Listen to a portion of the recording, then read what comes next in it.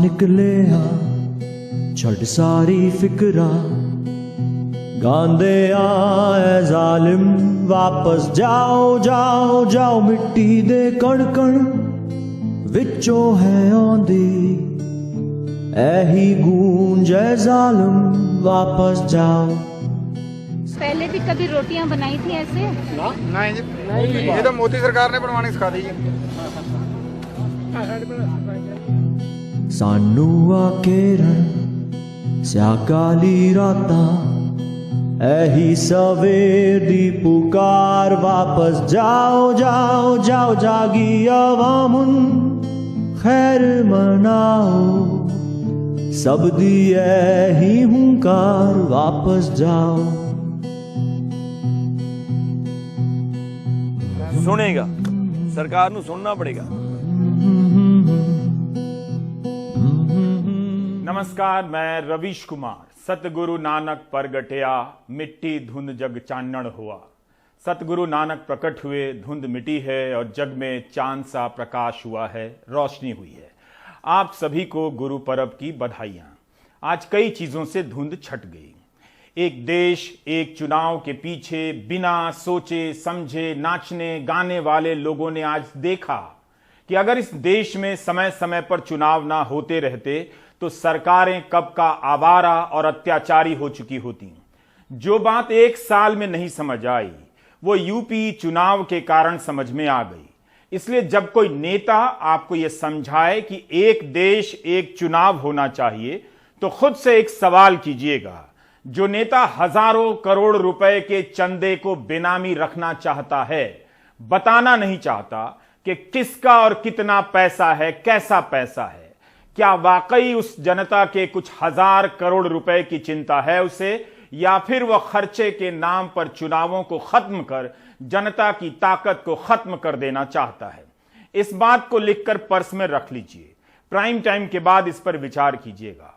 अगर कृषि कानूनों को वापस लिया जाना किसानों के लिए खुशी की बात है तो उन परिवारों को याद करने का भी दिन है जिनके अपने इस एक साल के दौरान पुलिस, गोदी मीडिया, मौसम की मार का सामना करते हुए शहीद हो गए।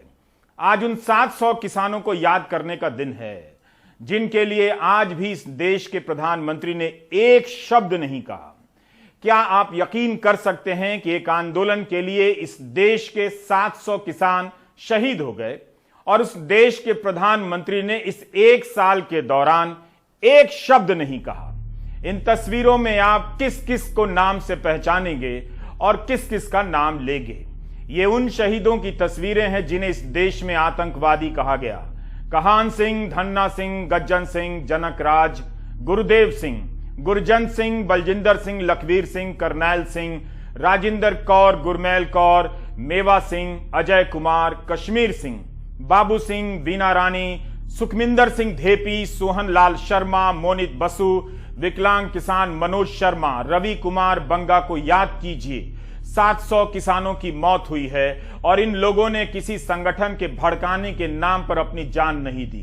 ग्वालियर के सरदार सुरेंद्र सिंह तो भाजपा के ही कार्यकर्ता थे, आजीवन बीजेपी के लिए काम करते रहे, लेकिन आंदोलन में क्या गए, बीजेपी के लिए बेगाने हो गए। उनकी मौत पर भी बीजेपी ने शोक नहीं जताया। किसान आंदोलन के दौरान अलग अलग कारणों से मरने वाले किसान छोटे किसान थे, लेकिन इन्हें पिज्जा खाने वाला किसान बताया जाता रहा। एक कमरे के दायरे में गुजारा करने वाली कुसुम देवी के पति अमरपाल की 25 दिसंबर 2020 को टिकरी बॉर्डर पर मौत हो गई थी। बच्चे आज भी पिता को याद करते हैं। कानून वापस लिए जाने की खबर कुसुम देवी को ठीक भी लगी और बुरी भी। पति की मौत याद आ गई। उसी तरह मनसा जिले के खीवा दयालु वाला गांव के लखविंदर सिंह अपनी मां को याद कर भावुक हो उठे। उनकी मां सुखविंदर कौर किसान आंदोलन का हिस्सा थीं। सिंघू बॉर्डर पर एक ट्रक ने सुखविंदर कौर, अमरजीत कौर और गुरमैल कौर को कुचल दिया था। मेरी मम्मी जी 19 तरीक ਨੂੰ ਗਏ ਸੀਗੇ ਜੀ ਟਿਕਰੀ ਬਾਰਡਰ ਤੇ। 7 ਲੇਡੀਜ਼ ਹੋਰ ਸੀ ਜੀ ਉਹਨਾਂ ਦੇ ਨਾਲ, 6 ਲੇਡੀਜ਼ ਨਾਲ ਸੀ ਹੋਰ ਜੀ, ਇੱਕ ਜੈਂਟਸ ਜੀ ਉਹਨਾਂ ਨਾਲ ਸੀ। ਤੇ 28 ਤਰੀਕ ਨੂੰ ਉਹਨਾਂ ਨੇ ਵਾਪਸ ਆਉਣਾ ਸੀਗਾ ਜੀ। 28 ਤਰੀਕ ਨੂੰ ਸਵੇਰ ਉਹ 5:30 ਵਜੇ ਚੱਲ ਪਈਆਂ ਸੀ ਆਪਣੀ ਪੈਕਿੰਗ ਕਰਕੇ ਵਾਪਸ ਆਉਣ ਲਈ। ਝੱਜਰ ਸੜਕ ਤੇ ਆ ਕੇ ਉਹ ਫੁੱਟਪਾਥ ਤੇ ਬੈਠ ਗਏ ਜੀ। ਉਧਰੋਂ ਟਿੱਪਰ ਆਇਆ ਜੀ, ਟਿੱਪਰ ਉਹਨਾਂ ਦੇ ਉੱਪਰ ਚੜ ਗਿਆ ਜੀ, ਬੈਠੀਆਂ ਦੇ ਉੱਪਰ, ਜਿਨ੍ਹਾਂ ਦੇ ਵਿੱਚੋਂ ਮੇਰੀ ਮਾਂ ਤੇ 2 ਹੋਰ ਪਿੰਡ ਦੀਆਂ ਲੇਡੀਜ਼, ਉਹਨਾਂ ਦੀ ਮੌਕੇ ਤੇ ਮੌਤ ਹੋ ਗਈ ਜੀ। ਤੇ ਜਿਹੜੇ ਅੱਜ ਪਤਾ ਲੱਗਿਆ ਜੀ ਵੀ ਮੋਦੀ ਸਾਹਿਬ ਨੇ ਕਾਨੂੰਨ ਵਾਪਸ ਲੈ ਲਏ ਨੇ, ਵੈਸੇ ਬਹੁਤ ਚੰਗਾ ਹੋਇਆ ਜੀ ਕਾਨੂੰਨ ਵਾਪਸ ਲੈ ਲਏ ਨੇ, ਪਰ ਇੱਕ ਗੱਲ ਦਾ ਦੁੱਖ ਵੀ ਹੈ, ਜੇ ਕਾਨੂੰਨ ਅੱਜ ਤੋਂ ਕਾਫੀ ਟਾਈਮ ਪਹਿਲਾਂ ਇਹਨਾਂ ਨੇ ਵਾਪਸ ਲਏ ਹੁੰਦੇ, ਸ਼ਾਇਦ ਅੱਜ ਸਾਡੀ ਮਾਂ ਜਾਂ ਸਾਡੇ ਹੋਰ 700 ਕਿਸਾਨ ਭਾਈ ਸਾਡੇ ਵਿੱਚ ਹੁੰਦੇ ਜੀ। ਤੇ ਇਸ ਗੱਲ ਦਾ ਸਾਨੂੰ ਬਹੁਤ ਵੱਡਾ ਦੁੱਖ ਹੈ ਜੀ ਕਿ ਉਹ ਵਿਚਾਰੇ ਆਪਣੀਆਂ ਸ਼ਹਾਦਤਾਂ ਦੇ ਗਏ ਤੇ ਮੋਦੀ ਸਾਹਿਬ ਥੋੜਾ ਜਿਹਾ ਲੇਟ ਹੋ ਗਏ, ਥੋੜਾ ਜਿਹਾ ਨਹੀਂ ਬਹੁਤ ਜ਼ਿਆਦਾ ਲੇਟ ਹੋ ਗਏ ਜੀ। ਉਹਨਾਂ ਨੇ ਪਹਿਲਾਂ ਇਹ कानून ਸੀ ਜਿਹੜੇ ਰੱਦ ਕਰ देने ਸੀ जी। मेरे पति दिल्ली जा रहे थे, दिल्ली के बॉर्डर पे हुई थी, उसका अटैक का झटका आया था। हमारे छोटे छोटे बच्चे हैं, 4-4.5 किले की ज़मीन है, हमारे घर में कोई कमाने वाला नहीं, जो से कानून वापिस ले हैं तो अच्छी बात है। हमारे पति को ले आकर दिखाओ ना, मेरे बच्चे दिन रात हम आपके पापा को याद करके सो रहे हैं। ये कैसे ज़िंदगी कटेगी हमारे बच्चे की? हमारी ये कानून लेने थे पहले, तो पहले क्यों नहीं लिए, अभी लेने लगे जब? इवन जो से किसान और मौत हो ये तो उन छोटे छोटे बच्चों का कौन जिम्मेदार है और कौन उनके कमाएगा? राम मनोहर लोहिया इसी देश की संसद के सदस्य थे जिन्होंने कहा था अगर सड़कें खामोश हो जाएंगी तो संसद आवारा हो जाएगी। भारत का किसान खेती के हर सीजन में घाटा सहता है, घाटे और कर्जे के कारण वह टूट चुका है, आत्महत्या करने के लिए मजबूर हो जाता है। वह गरीब किसान इस देश के लोकतंत्र के फायदे के लिए हर मौसम में मार खाता रहा, मरता रहा, अपनों के द्वारा बिछाई जा रही कीलों और बरसाए जा रहे कोड़ों की मार सहता रहा। क्या यह कोई मामूली बात है? अभी कृषि कानून का ही देख लीजिए कि आतंकवादी बैठे हुए हैं और आतंकवादियों ने AK-47 लिखी हुई है, खालिस्तान का झंडा लगाया हुआ है। ऐसी परिस्थिति में हम कैसे सोचें कि इस देश की कितनी रुकावटें हैं। Now realize that the so-called farmer agitation hardly remains a farmer agitation. It is almost got infiltrated by leftists and Maoist elements. वहाँ पर अब किसान बहुत कम है, अब तो वहाँ पर राजनीतिज्ञ हैं, कम्युनिस्ट दलों के लोग बैठे हैं, खालिस्तान जिंदाबाद के नारे लगाने वाले बैठे हैं, इंदिरा जी को ठोक दिया, मोदी को ठोक देंगे वो लोग बैठे हैं। किसान का आंदोलन होता तो सारे भारत में आग लगी होती, सारे भारत में किसान खड़े होते। गांव गांव में किसान है, 5.5 लाख गांवों में किसान है। ये किसान आंदोलन नहीं है, ये दलालों का आंदोलन है। इन भाषणों को याद करना चाहिए, याद रखना चाहिए। प्रधानमंत्री जिस समय कह रहे थे कि वे किसानों से सिर्फ एक फोन कॉल की दूरी पर हैं, उसी समय किसानों की राह में कीलें बिछाई जा रही थीं। मिस्ड कॉल से बीजेपी दुनिया की सबसे बड़ी पार्टी बन गई, लेकिन आज तक किसानों के फोन पर प्रधानमंत्री का मिस्ड कॉल नहीं आया, आज भी नहीं आया। अंग्रेजों ने हाथ और पांव में बेड़ियां पहनाई, लेकिन आजाद भारत की सरकार ने कीले गाड़ दी ताकि किसानों के पांव ठहर जाएं। भारत का किसान जो हर दिन अपने खेतों से कांटे निकालता रहता है, सरकार के बिछाए इन कांटों को झेल गया। प्रधानमंत्री किसानों को समझ नहीं रहे थे, बल्कि अपनी ताकत समझा रहे थे कि सरकार चाहे तो ऐसा ऐसा कर सकती है। किसानों के दिल्ली आने के रास्ते में बड़े बड़े बोल्डर लगा दिए गए, कंटेनर लगा दिए गए ताकि उसे पार कर किसान दिल्ली ना आ सके। किसानों को दिल्ली आने नहीं दिया गया। सुभाष चंद्र बोस का नारा था दिल्ली चलो। जब यह नारा किसानों का हुआ तो दिल्ली वाली सरकार को खटक गया।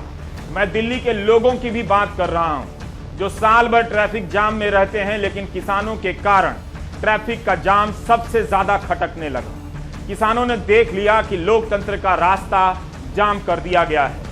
आज किसानों ने जाम से परेशान इस लोकतंत्र का एक छोटा सा रास्ता खोल दिया है।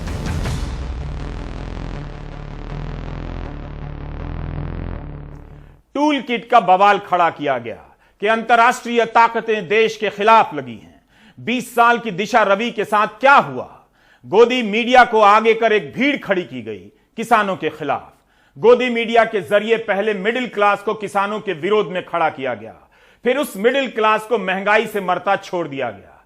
मिडिल क्लास के पास महंगाई का समर्थन करने के अलावा कोई चारा नहीं बचा। वो किसानों के पास जाता भी तो किस मुंह से जाता? क्या प्रधानमंत्री और गृहमंत्री ने यह वीडियो देखकर तब किसानों को नहीं समझा होगा जब उनके मंत्री की जीप इन किसानों को कुचल रही थी? और गोदी मीडिया के जरिए देश की जनता को झूठ परोसा जा रहा था कि किसान हिंसक थे। तभी यह वीडियो आया जिसमें आप गृह मंत्रालय की लाल कालीन पर गृह राज्य मंत्री अजय मिश्रा को इस तरह चलकर जाते हुए देखते रहे जैसे जीप से कुचलने के बाद इस कालीन पर आहत किसानों की आत्मा रौंदी जा रही।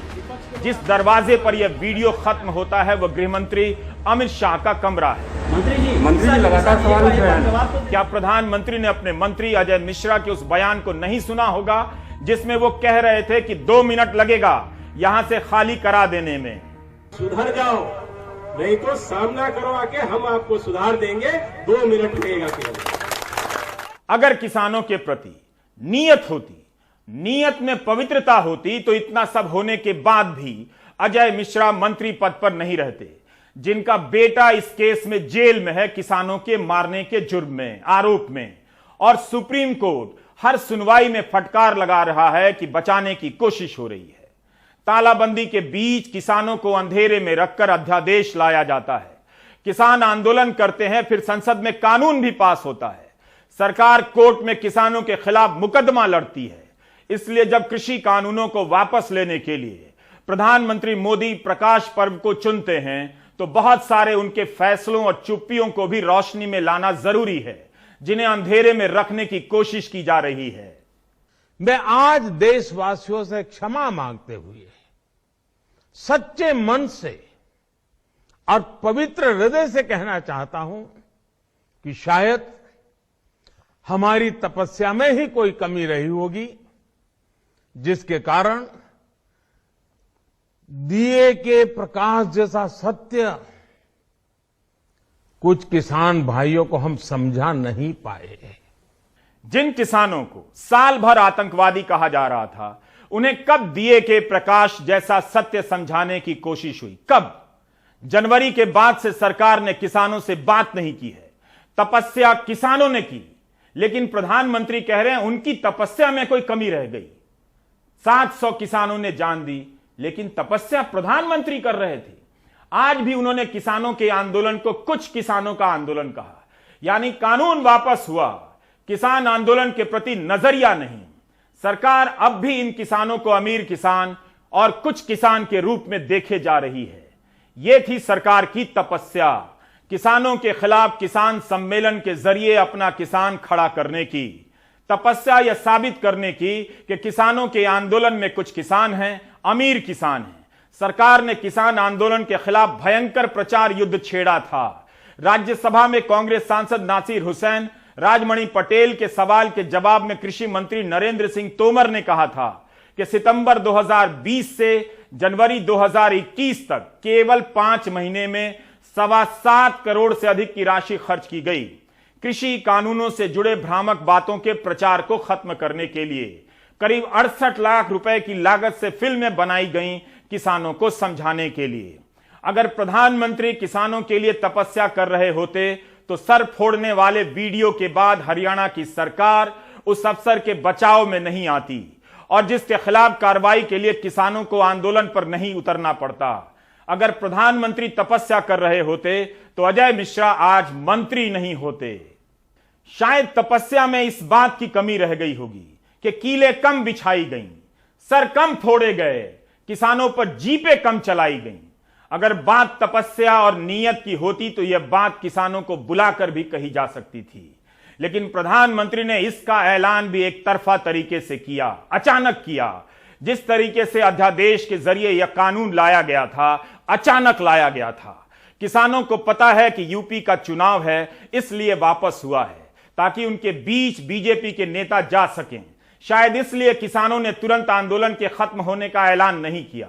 वे कह रहे हैं कि कानून वापस लेना एक मांग है, उनकी दूसरी मांगे भी बड़ी हैं, जैसे एमएसपी की गारंटी देना, बिजली संशोधन विधेयक को वापस लेना। क्या आप लोग दिल्ली की तमाम सीमाओं से चले जाएंगे? क्या करेंगे अब आप? 1 साल में हमारे 700 किसान शहीद हो चुके हैं और 1 साल में हम पहले जब आए थे तो पहले महीने में ही मीटिंग्स में हमने स्पष्ट कर दिया था कि हम ये 3 कानून वापस करवाए बगैर नहीं जाएंगे। आज एक नई डेवलपमेंट हुई है, इसलिए कल हम अपनी एसकेएम की बैठक करेंगे। पूरे इस बैकग्राउंड में हम आगे आंदोलन को कितना किस तरफ ले जाएंगे, कब ले जाना है, इसका डिसीजन करेंगे। तो यानी फिलहाल आज या एक दो दिन में आप लोग दिल्ली की सीमाओं से नहीं जा रहे हैं वापस? नहीं, बिल्कुल नहीं, मुझे नहीं लगता ऐसा कोई भी सादा आंदोलनकारी या नेता सोचता है, ऐसी बात नहीं है। जो इश्यूज को प्रॉपरली टेबल में बैठ के एक एग्रीमेंट के रूप में करना चाहिए, वो अभी भी सरकार को मैं कहना चाहता हूँ कि वो अपना एक डेलीगेशन बनाए, हमारी डेलीगेशन है, वो बैठ के जितने भी इशू पेंडिंग हैं उनके ऊपर भी एक एक करके एक एग्रीमेंट बन जाए। प्रधानमंत्री राष्ट्र के नाम संदेश के लिए अलग अलग समय का चुनाव करते हैं। आज सुबह 9 बजे जब आप दफ्तर जाने की आपाधापी में थे, नहा रहे थे, बाथरूम में थे, नाश्ता कर रहे थे, गाड़ी में थे, ट्रैफिक जाम में थे, तब उनका राष्ट्र के नाम संदेश आता है। उनके भाषण में नेक, नियत, पवित्रता, शुद्ध, विशुद्ध, हित, उज्जवल भविष्य, कल्याण, प्रगतिशीलता, प्रयास जैसे शब्दों की भरमार थी। उन्होंने कहा कि साल भर किसानों को विनम्रता से समझाने की कोशिश की गई। प्रधानमंत्री अगर संसद में इस कानून को लेकर दिए गए अपने भाषण को एक बार सुन लें तो तपस्या की तरह विनम्रता पर भी उन्हीं की कॉपीराइट हमेशा के लिए फिक्स हो जाएगी। आप ध्यान से सुनिए, इस भाषण में प्रधानमंत्री उन्हीं शब्दों का मजाक उड़ा रहे हैं जिनसे एक लच्छेदार भाषण बनता है, किसी आंदोलन की तस्वीर बनती है। हम लोग कुछ शब्दों से बड़े परिचित हैं, श्रमजीवी, बुद्धिजीवी, ये सारे शब्दों से परिचित हैं। लेकिन मैं देख रहा हूं कि पिछले कुछ समय से इस देश में एक नई जमात पैदा हुई है, एक नई बिरादरी सामने आई है, और वो है आंदोलनजीवी। ये जमात आप देखोगे, वकीलों का आंदोलन है वो न वहां नजर आएंगे, स्टूडेंट का आंदोलन है वो वहां नजर आएंगे, मजदूर का आंदोलन है वो वहां नजर आएंगे, कभी पर्दे के पीछे, कभी पर्दे के आगे। एक पूरी टोली है जी जो आंदोलनजीवी है। वो आंदोलन के बिना जी नहीं सकते हैं और आंदोलन से जीने के लिए रास्ते खोजते रहते हैं। हमें ऐसे लोगों को पहचानना होगा। कानून लाने और वापस लाने के बीच प्रधानमंत्री कितना बदले हैं या उनकी मजबूरियां कितनी बदली हैं, यह देखना आपका भी काम है। यह जानने की बात तो है कि केवल कानून वापस हुआ है या इस आंदोलन को लेकर नजरिया भी, जिस नजरिए में आंदोलन के प्रति घृणा थी, क्या वो भी वापस हुई है? Do you get my point? Is it too much democracy to want to speak in English in India? In a yatra in Punjab, and we will continue to do it. Mark my words, take it from me. These laws, the government will be forced to take them back. Rahul Gandhi ने आज अपना यह video tweet किया है जिसमें उन्होंने 14 जनवरी 2021 को कहा था कि किसानों की ताकत के आगे सरकार मजबूर होगी यह कानून वापस लेने के लिए। राहुल गांधी का तब भी मजाक उड़ाया गया, लेकिन राहुल ने इस कानून के खिलाफ एक स्पष्ट स्टैंड लिया। तृणमूल कांग्रेस की ममता बनर्जी ने अपने सांसदों को आंदोलन स्थल पर भेजा, उनसे बात की। समाजवादी पार्टी ने हमेशा आंदोलन का साथ दिया और अन्य विपक्षी दलों ने भी। अखिलेश यादव ने ट्वीट किया है कि समाजवादी पार्टी को मिल रहे समर्थन से घबराकर यह चुनावी फैसला हुआ है। सरकार यही कहती रही कि विपक्ष किसानों को भड़का रहा है। ये कुछ किसान हैं, तो फिर सरकार बताए कि कुछ किसानों को ही भड़काया था। ये कानून क्यों वापस लिया गया? यूपी चुनाव के कारण या आंदोलन के कारण? एक बार आप बॉर्डर पे नहीं गए, एक बार किसानों से मिलने नहीं गए, एक बार बातचीत नहीं की।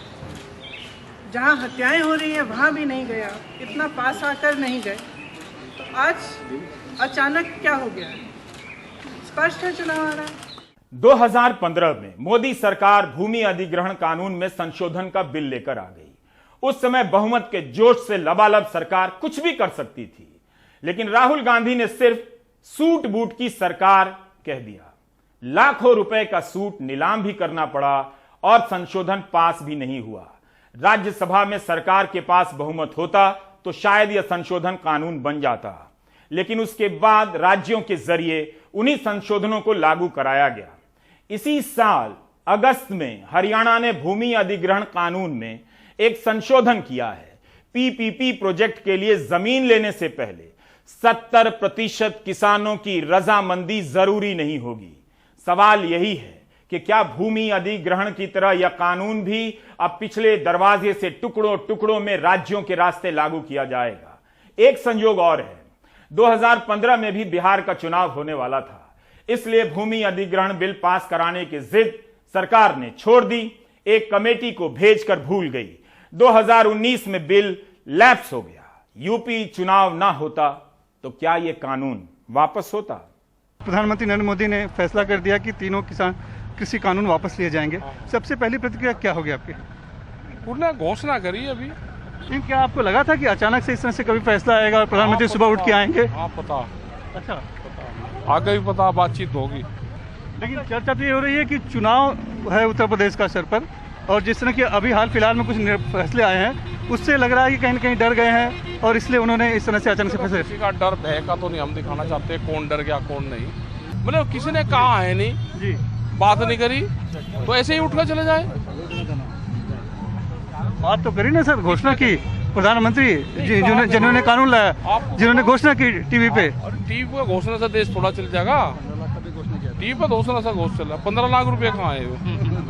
उसका भी इंतजार है आपको अभी? अब नहीं, हम तो कह रहे कि जो कह रहे ना कि घोषणा करी, घोषणा से नहीं बातचीत से देश चलता है। एमएसपी पे गारंटी कानून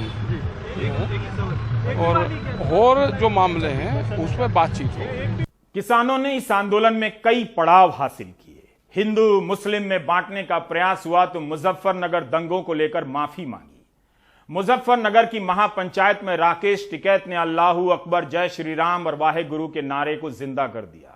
उसी मैदान और मंच से पश्चिम यूपी में हिंदू मुस्लिम नफरत की आग फैलाई गई थी और उसी मंच से उस आग पर पानी डालने की कोशिश हुई। दंगों को लेकर किसानों का प्रायश्चित करना छोटी घटना नहीं है। मुमकिन है फिर से नफरत की यह आंधी पश्चिम में चलने लगे, लेकिन किसानों को याद तो रहेगा कि जब भी लाठियां पड़ेंगी तो यही एकता उनकी जान बचाएगी। ये आंदोलन केवल कृषि मुद्दों के लिए नहीं था। यूएपीए के तहत बंद किए गए उन सामाजिक कार्यकर्ताओं की रिहाई का मसला भी जुड़ गया, जिनके बारे में अखिलेश यादव और राहुल गांधी कभी साफ साफ बात नहीं करते हैं। मगर किसानों ने इन सभी का बैनर उठाकर बता दिया कि वे लोकतंत्र और नागरिक अधिकारों के लिए लड़ने आए हैं। संयुक्त किसान मोर्चा ने बाद में खुद को इससे अलग कर लिया, लेकिन विचाराधीन कैदियों का यह मामला आंदोलन की स्मृति का हिस्सा बना रहा। बरबरा राव, सुधा भारद्वाज, शर्जील इमाम, उमर खालिद, गौतम नवलखा, सुरेंद्र गाडलिंग, खालिद सैफी, सफूरा जरगर, स्टैन स्वामी, गौतम गिलानी, नताशा नरवाल, देवांगना कालिता।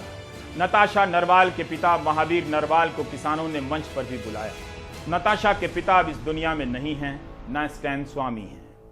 सरकार के अनुसार यह आंदोलन कुछ किसानों का हो सकता है, मगर इस आंदोलन में जो सवाल उठे उनका संबंध कुछ से नहीं बहुतों से था।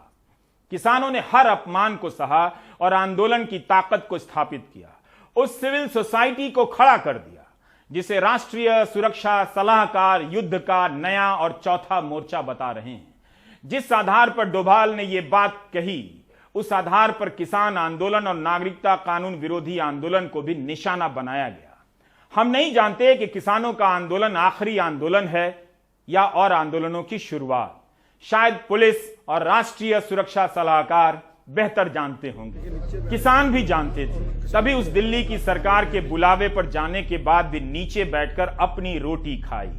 यह दृश्य किसान आंदोलन का सबसे बड़ा प्रतिकार है। यह अपने आप में आंदोलन के भीतर एक बड़ा आंदोलन था। जो किसान पूरे देश और उसकी सरकार को खिलाता है, उस सरकार से बातचीत के वक्त खुद से बनाकर लाई गई रोटी खाता है। प्रधानमंत्री अगर तपस्या कर रहे होते तो उसी वक्त इन किसानों का हाथ पकड़कर जमीन से उठा लेते और कहते कि या तो आप हमारे साथ खाइएगा या मैं नीचे बैठकर आपके साथ खाऊंगा। इसलिए तपस्या प्रधानमंत्री ने नहीं की, किसानों ने की। सुप्रीम कोर्ट ने पूछा कि कानून पर रोक लग गई है तो आंदोलन क्यों? किसानों ने कहा वे वापस लेने की मांग कर रहे हैं। अगर आंदोलन न चलता तो कानून वापस नहीं होता। किसान आंदोलनों की तपस्या महिला किसानों की भागीदारी के बगैर पूरी नहीं हो सकती, जो केवल ट्रैक्टर की ट्रॉलियों पर बैठकर नहीं आई बल्कि ट्रैक्टर चलाकर भी आई। कार्यकर्ता बनी और उसमें से नेता भी। कानून को समझा और दूसरों को समझाया। रोटियां बेलने नहीं बल्कि आंदोलन का नेतृत्व करने लगी, चंदा जमा करने और प्रबंध करने लगी। शौचालय नहीं थे, कोई छत नहीं थी, फिर भी यहां टिकी रही। लाठियों की मार सही और जेल भी गईं। 8 मार्च के महिला दिवस के मौके पर टिकरी बॉर्डर पर बसों से भरकर हजारों महिलाएं आ गईं। किसान संसद के दौरान जंतर मंतर पर महिला किसानों ने भी संसद लगाई। तपस्या की तस्वीर ये है, ना कि प्रधानमंत्री का भाषण। मैं यहाँ भूख हड़ताल में भी बैठी, बारिश आई, तूफान आया बहुत, इवन किसी ने तारें काट दी थी कि करंट आ गया करके, कहीं आग भी लगा देते हैं। बहुत मतलब परेशानियों का सामना तो किया है, बट उसमें भी हमें सुकून मिलता था कि हमने यहाँ से जीत के जाना है। जो काले कानून है उनको रद्द करके ही जाना है। इन बच्चों के साथ ही मरना है, इनके साथ ही जीना है हमें। तो किसानों को पता था कि कृषि कानूनों को वापस होना ही है। बिना इस यकीन के वे यहां तक आंदोलन को खींच नहीं पाते। आंदोलन स्थल पर कभी पानी की सप्लाई काट दी गई, कभी बिजली की। मुकदमे हुए तब भी टिके रहे, कई साथी मर गए तब भी टिके रहे। याद कीजिए राकेश टिकैत का रोना और दिवंगत अजीत सिंह का फोन आना कि हम आपके साथ हैं। आज चौधरी अजीत सिंह इस दुनिया में नहीं है, लेकिन उस एक फोन से हार चुके आंदोलन में जान आ गई थी। ये किसानों की बहुत बड़ी जीत है, लेकिन इस घोषणा को हम जीत नहीं मानते। हम इसको जीत तब मानेंगे जिस तरह से कोरोना टाइम में लोकसभा राज्यसभा को खुलवाकर ये बिल को पास किया गया था, उसी तरह से लोकसभा राज्यसभा में इस बिल को निष्क्रिय करके नोटिस जारी करे प्रधानमंत्री जी। खेती का भी काम करेंगे और जब तक ये लोकसभा से और राज्यसभा से बिल पास ना होंगे तब तक वापस नहीं जाएंगे। प्रधानमंत्री जी ने हम तक ताली और थाली सब बजवा ली, कानून नहीं समझा पाए, इसलिए कि कानून सब कुछ काला था। किसान आंदोलन को आप नागरिकता कानून के विरोध में हुए आंदोलन से अलग नहीं कर सकते हैं। उस आंदोलन के साथ जो हुआ, ज्यादतियां हुई, बर्बरता हुई, वो किसान आंदोलन के साथ भी हुई। लेकिन किसी कारण से किसान आंदोलन ने सांप्रदायिक सोच का बेहतर मुकाबला किया। शाहीन बाग का आंदोलन मुस्लिम अल्पसंख्यक के खांचे में बिठा दिया गया और यही कोशिश किसान आंदोलन में सिख किसानों को लेकर हुई। उन्हें खालिस्तानी कह दिया गया, लेकिन सिख किसानों और बाकी किसानों ने मिलकर इस प्रोपेगेंडा का बेहतर मुकाबला किया, गोदी मीडिया को हरा दिया और अपने बीच से भगा दिया। इस मामले में शाहीन बाग को ऐसा साथ नहीं मिला, जबकि उन पर गोलियों से हमला करवाया गया और गोली मार देने के नारे लगाए गए। राज्य मंत्री को केंद्रीय मंत्री बनाया गया। अमित शाह का बयान है कि वोटिंग मशीन ऐसे दबाना है कि शाहीन बाग करंट पहुंचे। प्रधानमंत्री ने कपड़ों से पहचानने की बात कही थी। दोनों आंदोलनों में दो अलग अलग अल्पसंख्यक समुदाय के अलग अलग अनुभव हैं, लेकिन शाहीन बाग के आंदोलन ने इस बात की याद दिला दी कि टिक कर लंबे समय के लिए आंदोलन करना होगा। शाहीन बाग की असफलता किसान आंदोलन की सफलता है। असम में जब विधानसभा चुनाव हो रहे थे तब बीजेपी ने नागरिकता कानून लागू करने की बात ही छोड़ दी। यूपी में चुनाव होने वाले हैं तो बीजेपी ने कृषि कानून लागू करने की बात छोड़ दी है। किसानों ने आज आपको लोकतंत्र वापस किया है। उनके सम्मान में आज ठीक से, बिल्कुल ठीक से घी लगी एक रोटी एक्स्ट्रा खा लीजिएगा, ब्रेक ले लीजिए।